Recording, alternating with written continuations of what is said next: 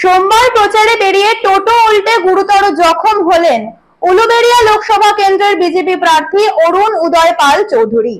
এদিন শ্যামপুকুরের বাছড়ি গ্রাম পঞ্চায়েতের দেওয়া থেকে প্রচার শুরু করেন টোটোয় করে। দুপুর 1:30 নাগাদ বারগ্রাম গ্রাম পঞ্চায়েতের গাজনকোল এলাকায় টার্ন নিতে গিয়ে তার টোটোটি হাওয়ার দাপটে উল্টে যায়। তৎক্ষণাৎ বিজেপি কর্মী ও আশেপাশের লোকজন ছুটে এসে তাকে উদ্ধার করে। ফুলেশ্বরের একটি নার্সিং হোমে ভর্তি করানো হয়েছে বলে জানা গিয়েছে। কলার বনে গুরুতর আঘাত লেগেছে বলে ওই বেসরকারি হাসপাতাল সূত্রে জানা গিয়েছে। এই ঘটনায় অরুণ বাবুর 2 দেহরক্ষী ও টোটো চালকও জখম হয়েছে বলে জানা গিয়েছে।